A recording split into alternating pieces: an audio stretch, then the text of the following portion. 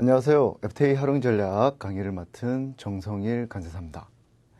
FTA, 프리 트레이드 어그리먼트, 자유무역 협정. 이 용어들 많이들 들어보셨죠? 과거 무역을 진행하셨던 분들한테는 친숙한 단어였지만은 이제는 많은 일반인들한테도 익숙한 단어가 되었습니다. 실제 우리 FTA는 우리 생활 속에 깊숙하게 지금 자리를 잡고 있고요. 외국에서 수입되는 물품, 여기에는 저희 FTA가 활용이 많이 되어 있다고 보시면 될 것 같습니다. 어떻게 보면 이렇게 우리 실생활에서 눈에 보이지 않지만 잘 활용되고 있는 이 FTA에 대해서 조금 더 깊게 같이 살펴보고, 그리고 실제 수출을 진행하시는 이제 실무자분들께서는 좀 더 깊은 내용들을 이해할 수 있도록 이번 강좌가 꾸며져 있습니다. 이제 지금부터 FTA에 대해서 어떻게 FTA가 구성이 되어 있고, 그리고 FTA에서 중요한 서류인 원산지 증명서가 어떻게 작성해서 발급되는지, 그리고 FTA에 대해서 비즈니스를 사용할 때 어떻게 활용해야 되는지를 같이 한번 살펴보도록 하겠습니다. 먼저 FTA에 대한 개요와 그리고 구조, 그리고 FTA 관련 사이트들에 대해서부터 한번 살펴보도록 하겠습니다. 지난 6월 1일이었죠.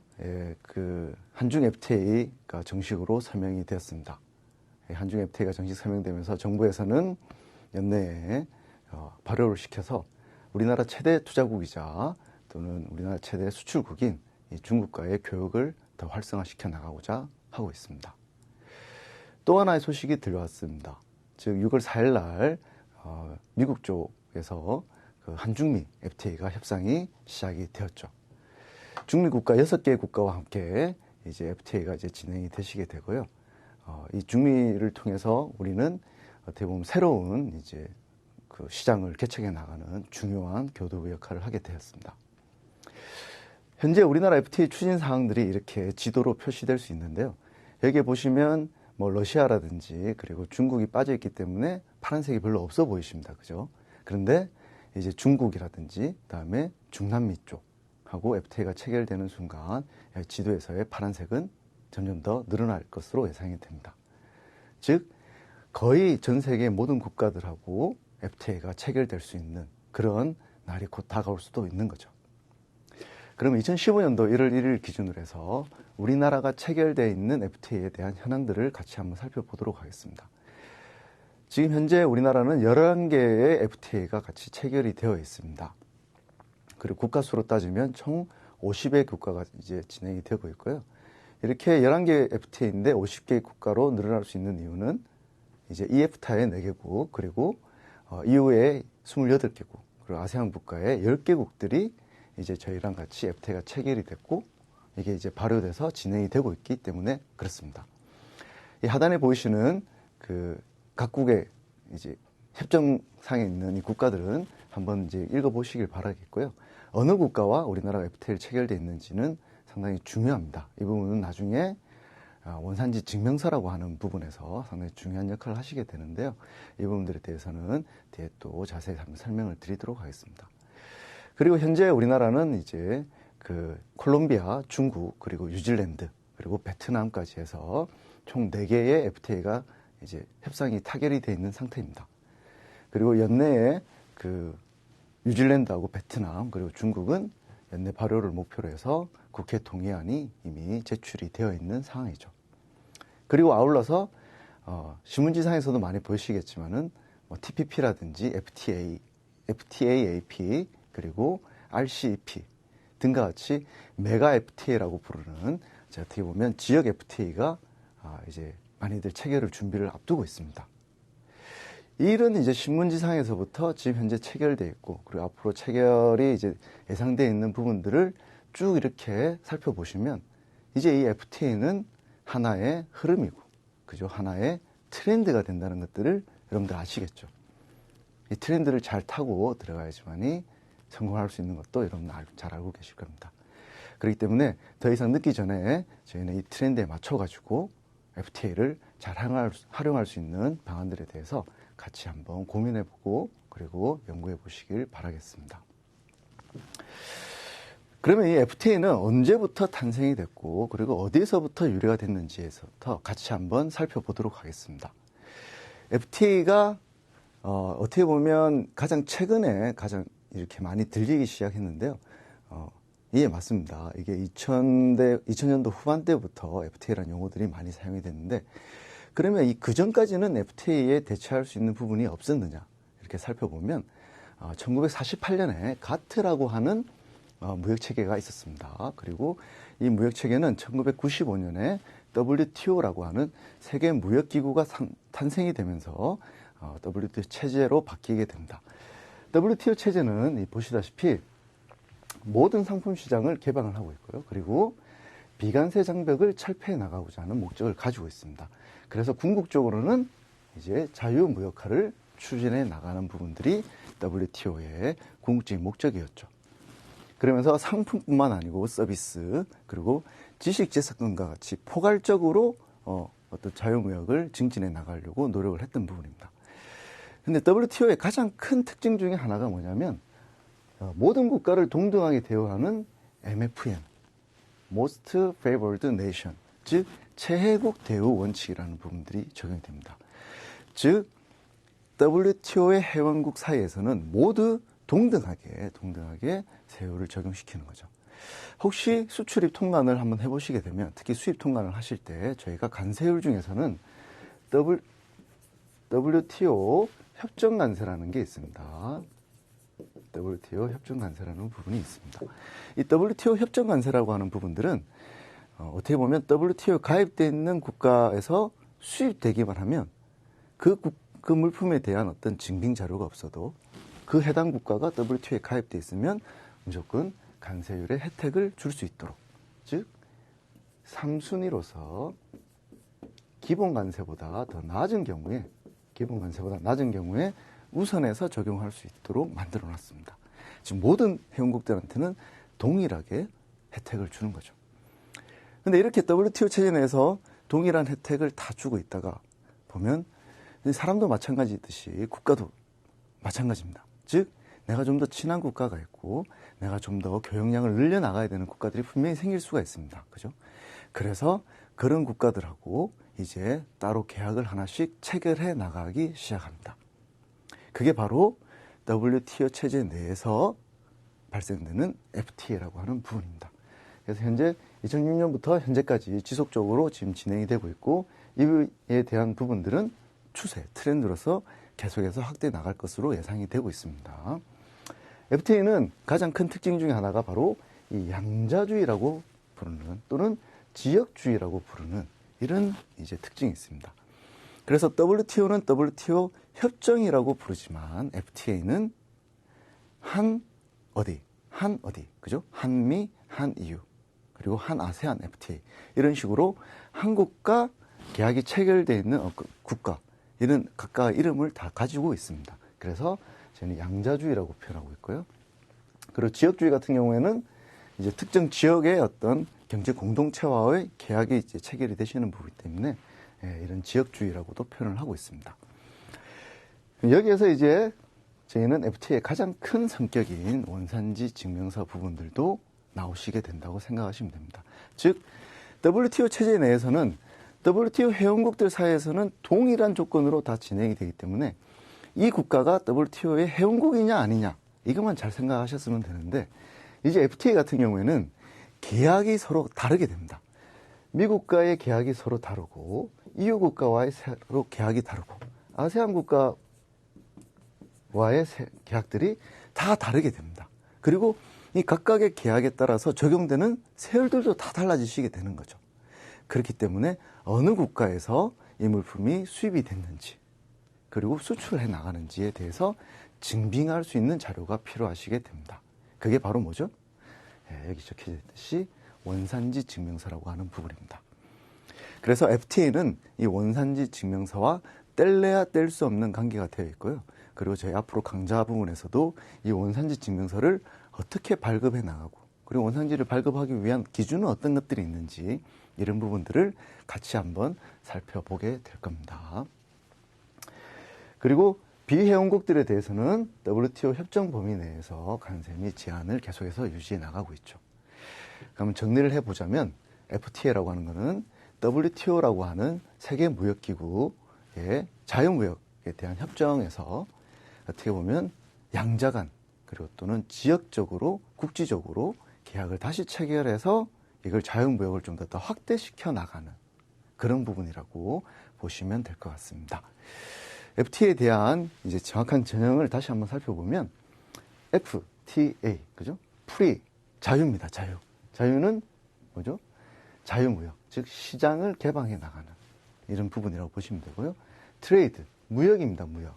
무역에서 개방과 경쟁을 주도하면서 이 어떻게 보면 무역이라고 하면 우리나라와 타국과의 이런 어떤 관계에 대한 부분이었는데 이 FTA를 통해서는 이제 수출과 내수 부분들이 하나로 이제 묶여지는 그런 역할을 하시게 되는 부분이 있습니다. 즉 FTA 체결국 사이에서는 이렇게 보시면 한국이 있고 미국이 있다고 하면 한미 FTA상 이 두 양국은 같은 국이라고 생각을 하시면 됩니다. 그런 뜻에서 영내국이라는 표현을 쓰고 있고요. 이 양국가, 한미 FTA에서 이 양국가를 제외한 나머지 국가들을 보통은 역외국이라고 표현을 합니다. 즉 영내국은 거의 같은 경제구역을 가지고 있다고 보시면 됩니다. 그리고 어그리먼트, 협정이죠. 협정 부분들은 당사국 간의 법적 구속력을 가지고 있는 국제 협약이라고 보실 수가 있습니다. 즉 FTA의 용어 자체의 그 FTA 의미를 살펴보면 시장을 개방하고, 그죠? 그리고 수출 산업과 내수 산업들의 구분을 없애면 그런 어떤 하나의 국제 협약이라고 보시면 될 것 같습니다. 그런 이런 FTA 효과는 마냥 좋은 효과들만 있냐, 그죠?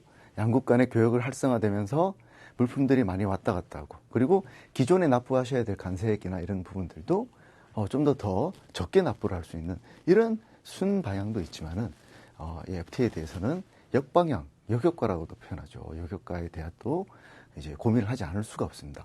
특히나 이제 FTA가 하나, 두 개 정도 체결되어 있는 경우에는 이런 이제 역효과가 나타나지 않는데 지금 저희 이제 대한민국처럼 많은 FTA가 동시다발적으로 체결되고 있는 경우에는 이런 이제 역효과들이 나타나고 있죠. 갑자기 음식물에 대해서 나타나면서 FTA 역효과에 대해서 설명하고 있습니다. 그죠? 이게 뭐죠? 스파게티입니다. 스파게티. 예. 흔히들 FTA 이제 이 역효과에 대해서는 스파게티 볼 효과라고 표현합니다. 즉, 이제 너무 많은 이제 FTA들이 체결이 되다 보니까 이 스파게티의 이 면발처럼 실타래로 이렇게 엉켜버리는 거죠. 그리고 이 FTA는 아까도 이제 보셨듯이 양자간 또는 지역주의 구조를 띠고 있기 때문에 어느 국가 또는 어느 지역에서 수입되느냐에 따라 가지고 적용되는 관세도 틀리고 다음에 적용되는 어떻게 보면 FTA 원산지 증명서 자체도 바뀔 수가 있거든요. 그러니까 이런 부분들을 다 일일이 구분해서 내가 활용해 나가야 되는데 들어가는 비용들이 더 많이 들어간다는 그런 이제 역효과가 있는 거죠. 그러니까 이런 역효과가 있음에도 불구하고, 그죠? 정부에서는 FTA를 많이 더 활용하려고 하고 있습니다. 그거는 역효과보다는 순효과가 훨씬 더 크다고 판단을 하고 있기 때문이죠. 정말로 이제 경제 어떤 이제 분석이나 이런 것들을 보시면 실제적으로 이런 이제 들어가는 역효과, 그러니까 비용적인 부분보다 교역량의 확대로 인해서 수출이 더 많이 이행되는 순효과 부분들이 훨씬 더 많이들 있다는 보고가 있습니다. 그래서 그래도 저희는 이런 역효과들이 있다는 부분들을 충분히 아시고 가셔야 되겠죠. 그럼 이 FTA는 저희가 이제 양국 간의 어떤 협정이죠. 계약인데 이런 어떤 구조를 가지고 있는지 같이 한번 살펴보도록 하겠습니다. 이런 이제 구조 자체에 대해서는 기본 이제 협정에 대한 구조라고 보셔야 됩니다. 이런 이제 협정은 각국마다 조금씩 다 상의할 수가 있고요. 그리고 들어가실 수 있는 항목 자체들도 상당히 상의하실 수가 있습니다. 즉 양자간 협정이다 보니까 내가 계약을 어떻게 하냐에 따라서 달라지는 겁니다. 아시겠죠? 그런데 기본적인 뼈대는 이런 형태를 띠고 있다 이렇게 보시면 될 것 같습니다. 우선은 FTA 협정 같은 경우에는 크게 상품과 관련된 부분, 그리고 서비스 관련된 부분, 다음에 투자와 관련된 부분이 크게 세 가지 부분으로 구성이 되어 있다고 보시면 될 것 같습니다. 이 중에서 저희가 수출입을 하시는 분들이 가장 많이 관심을 가지시는 부분들은 바로 이 상품과 관련된 부분이시고요. 이 상품 부분에는 특히나 이제 관세 인하에 대한 원칙, 그리고 일반 원산지 기준이라고 표현하죠. CO 원산지 증명서를 발급할 때 제품이 한국산인지에 대한 어떤 기준들을 정해놓고 있는 원산지 기준에 대한 부분이 있습니다. 그리고 통관에 대한 절차에 대한 부분이 있고요. 그리고 양어표라고 해서 이 부분들은 이제 세율적인 부분이죠. 양어 세율. 예, 양어 세율 부분들이 주로 부속서라든지 이런 부분들로 들어가 있다고 보시면 됩니다. 그래서 특히 상품, 서비스, 그다음에 투자 협정들 중에서 특히 우리는 이 상품 부분들을 주로 많이 다루시게 될 겁니다. 제가 이 협정문에 대한 예시를 하나 가져왔습니다. 한EU FTA에 대한 협정문에 대한 예시입니다. 이 협정문은 한 번 정도는 이제 여러분들이 FTA를 활용하기 위해서는 한 번 정도는 보시는 게 좋으십니다. 특히나 주말에 요즘같이 무더운 날씨에 그죠? 어디 나가기 좀 힘드시거나 그러실 경우에는 한번 이 협정문을 좀 펼쳐보고 그리고 나서 쭉 한번 처음부터 한번 보시면 잠이 아주 잘 옵니다. 그럼 시간이 아주 빨리 가겠죠. 네, 농담입니다. 어쨌든 이 FTA 협정에 대해서 같이 한 번 정도는 같이 한번 좀 보실 필요가 있으세요. 그래야지 전반적인 구조가 어떻게 되어 있는지도 아실 수가 있고, 어디에 어떤 부분들이 들어가 있는지. 그리고 내가 이제 상품에 대해서만 주로 본다고 하지만은 나중에 또 이제 교육이 활발히 진행이 되다 보면 다른 분야들도 분명히 살펴보셔야 될 부분이 있습니다. 그럴 때 이렇게 어디에 있는지를 찾아서 보시기에 상당히 좋은 부분이고요. 이런 협정문들은 나중에 이제 뒤에 사이트에 알려드리겠지만은 다 오픈이 되어 있습니다. 그래서 언제든지 쉽게 찾아볼 수 있도록 되어 있습니다. FTA 협정문 체계는 아까도 이제 보셨듯이 이제 그 상품에 대한 부분들이 가장 먼저 나오시게 됩니다. 그리고 이제 여기 보시면 부속서라고 나와 있죠. 저희가 가장 많이 보셔야 될 부분이신데요. 여기 보시면 이제 관세 양어표라든지 그다음에 이제 상대 국가의 양어표 이런 부분들이 나와 있습니다. 그리고 이제 어떻게 보면 그 지역에 대한 범위죠. 대한민국과 그다음에 계약이 체결되어 있는 EU 국가에 대한 각각에 대한 지역에 대한 정의들이 이렇게 나와 있습니다. 그리고 이제 특정 제품들에 대한 부분들이 이렇게 나와 있습니다. 그리고 3장에서는 무역 구제가 발생됐을 때 어떻게 구제를 해 나가야 될지에 대한 전반적인 사항에 대해 나와 있고요. 그리고 기술 장벽에 대한 부분들도 4장에 이렇게 나와 있습니다. 그리고 5장으로 넘어가면 위생 및 식물 위생에 대한 조치 부분들, 어떻게 보면 이제 요건과 관련돼 있을 수 있는 부분이죠. 그런 부분들이 나와 있고요. 그리고 관세 및 무역 원활화에 대한 부분들이 6장에 이렇게 포진이 되어 있습니다. 그리고 이제 전자상거래 부분들 요즘 많이들 확대가 되고 있습니다. 그래서 이런 부분들까지도 저희 협정문상에는 같이 포함이 되어 있습니다. 그리고 8장에 보시면 이제 지급 및 자본이동, 외환과 관련된 부분들도 이렇게 같이 포함이 되어 있죠. 그리고 9장에 정부 조달, 그리고 10장에는 지적재산권, 지식재산권으로 이제 용어들이 좀 바뀌긴 했지만은 이런 이제 지적재산권에 대한 부분들도 나와 있고요. 그리고 경쟁과 투명성에 대한 부분들이 각각 11장, 12장에 포진이 되어 있습니다. 그리고 13장의 무역 지속 가능한 발전에서부터 그리고 14장의 분쟁 해결. 혹시 양국 간에 교역을 하면서 FTA 활용하는 과정에서 뭔가 분쟁이 생겼을 때 어떻게 이제 분쟁을 해 나가야 될지, 해결해 나가야 될지 하는 부분들이 이렇게 나와 있습니다.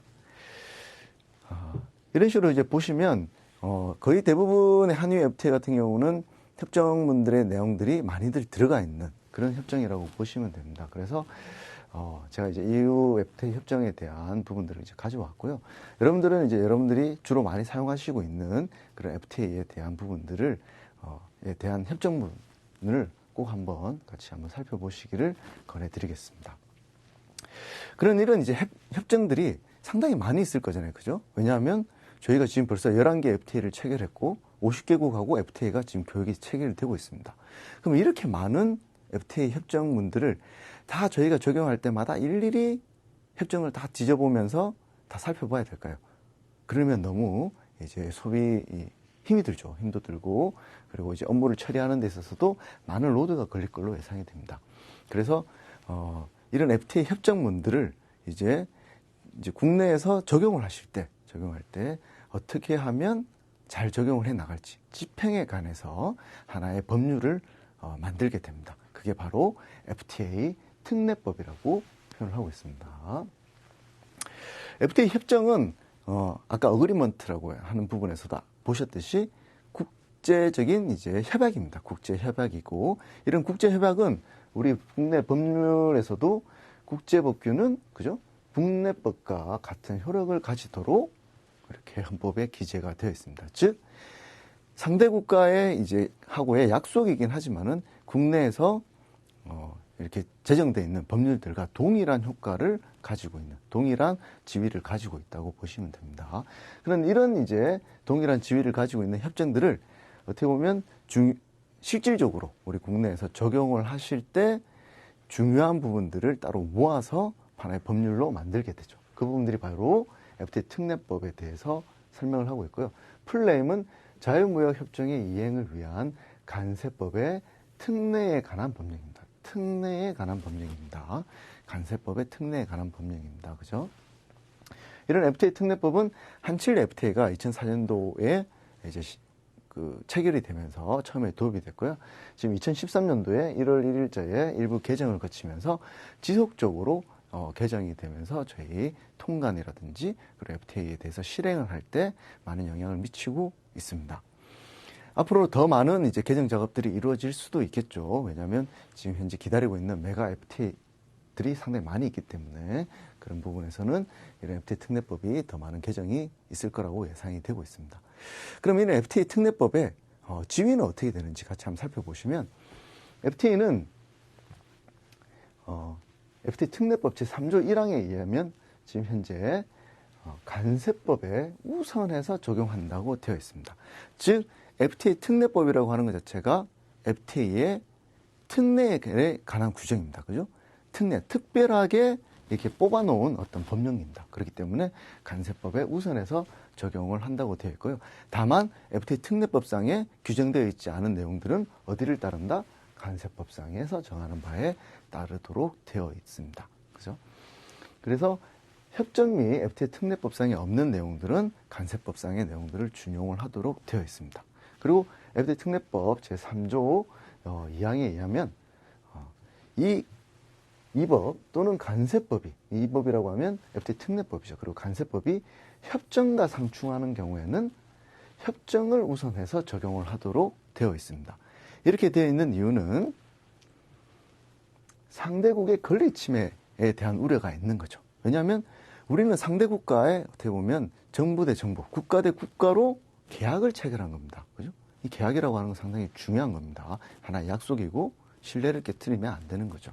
그렇기 때문에 그런 약속을 지켜나가기 위해서 상대 국가의 권리 침해에 대한 어떤 제재수단들을 미연에 방지하기 위해서라도 반드시 지켜나가야 되는 그런 이제 법률이라고 보시면 될 것 같습니다. 그래서 협정이 국내에 제정되어 있는 법령보다는 우선해서 적용하도록 되어 있습니다.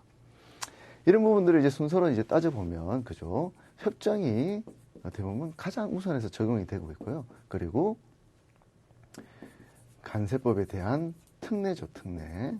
간세법에 대한 특례. 즉, FTA 특례법입니다. 특례법이 두 번째에 차지하게 되고, 그 다음에 들어오는 게 바로 이제 관세법이라고 보시면 될 것 같습니다. 그래서 순차적으로 협정이 가장 중요하고, 그리고 FTA 특례법, 그 다음에 관세법 순으로 준용이 된다고 보시면 될 것 같습니다. 이 순서는 이제 실질적으로 업무를 하실 때도 저희가 찾아보는 순서라고 보시면 돼요. 그러니까 FTA 적용하는 데 있어서 뭔가 궁금한 게 있거나 의문이 있으면 가장 먼저 살펴보셔야 되는 게 그 해당 FTA의 협정문입니다. 그리고 그 협정문들이 보면 협정문이 약간 좀 포괄적으로 표현이 되어 있는 경우가 있습니다. 그래서 그런 부분들을 좀 더 구체적으로 표현되어 있는 FTA 특례법을 살펴보시고 거기에도 내용들이 없다고 생각하시면 그 다음에 간세법을 살펴보시면 그러면 웬만한 문제는 다 해결이 되실 걸로 생각이 됩니다. 그럼 이런 이제 FTA, 중요한 FTA에 대한 정보들은 어디서 찾아볼 수 있는지 살펴보시면 가장 대표적인 게 관세청에서 운영하고 있는 이런 FTA 포털 사이트입니다. 여기는 이제 관세청에서 운영을 하고 있습니다. 관세청에서 운영하고 FTA와 관련된 모든 정보들이 다 이 안에 포함되어 있다고 보시면 될 것 같습니다.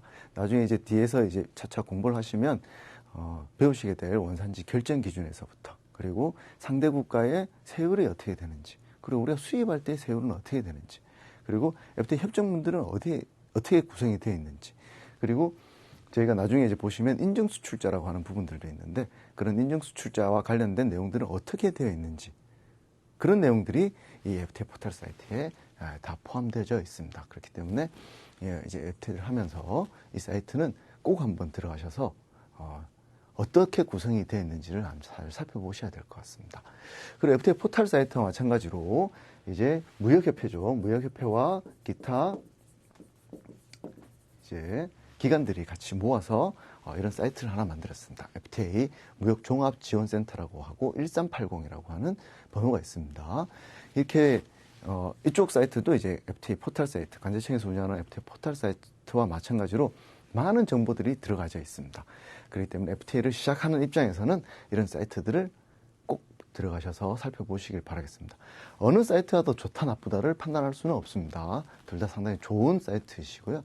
개인의 어떤 선호라든지 취향에 맞춰가지고 좋아하시는 사이트를, 그리고 이용하기 편한 사이트를 하나를 찝으셔서 계속 지속적으로 활용을 하시면 이 사이트에 대해서도, 그리고 FTA에 대해서도 일정 기간이 지나고 나면 많이 능숙하게 진행이 되실 겁니다. 이제 개별 협정에 대해서 보다 디테일한 내용들을 확인하고 싶으실 경우에는 포털 사이트에 개별 협정을 치시면 그러면 이제 개별 협정별로 사이트들이 또 개설이 되어 있습니다. 산업통상부에서 만들어져 있는 사이트고요.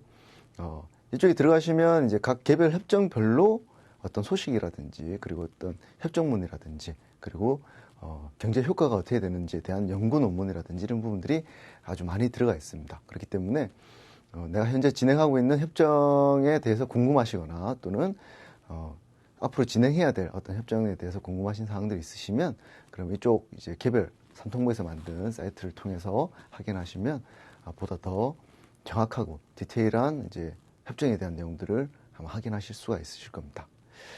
이상으로 이제 FTA에 대한 초반 설명들을 이제 마무리하고요. 이어서 지금 현재 가장 중요하게 이슈가 되고 있는 한중 FTA죠. 가장 이제 중요한 역할을 하실 수 있는데 이런 한중 FTA에 대해서 같이 한번 살펴보도록 하겠습니다. 감사합니다.